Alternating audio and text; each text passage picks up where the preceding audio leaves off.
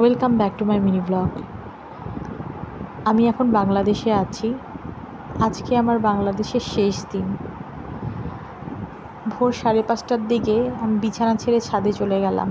মনটা খারাপ লাগছিল, চারপাশটা দেখছিলাম। তারপর টিফিন করে নিলাম আম, কাঁঠাল, কলা, দই, ক্ষীর এসব দিয়ে। তারপরে মা রান্না চাপিয়ে দিল। আজকের দিনটাই আছি বাবা মার কাছে, কালকে চলে যাব। ভোর 4টার বাস। মা রোস্টটা বসিয়েছে প্রথমেই, কারণ রোস্টটা করতে অনেকটা টাইম লাগবে। মা খাসির মাংস কষা পাশে বসিয়ে দিয়েছে। এই তো বাড়িতে এত খাসির মাংস কষা করি, কিন্তু হাত দিয়ে তুলে খেতে ইচ্ছা করে না। আজকে মা করছে, মাকে বলছে, মা গো তোমার হাতে খাসির মাংসর কষা খাবো। মা বলে, পাগলি, খাবি তো বাটি নিয়ে আয়।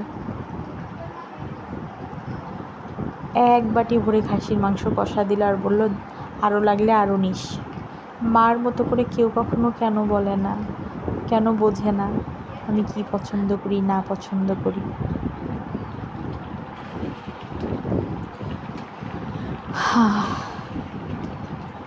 কি আর বলবো। খাসির মাংস কষা এদিকে হয়ে গেছে, আমার খাওয়া হয়ে গেছে, ওটা আমি ভিডিও করিনি যদিও। এদিকে রোস্ট হয়েই যাচ্ছে, ওইদিকে কাতলা মাছের কালিয়া হয়ে গেছে অলরেডি। পোলাও হয়ে গেছে, পোলাও 2 ভাগে করেছে, একটা আমিষা পোলাও, একটা নিরামিষা পোলাও। আজকে আমার সব পছন্দের জিনিস হয়েছে।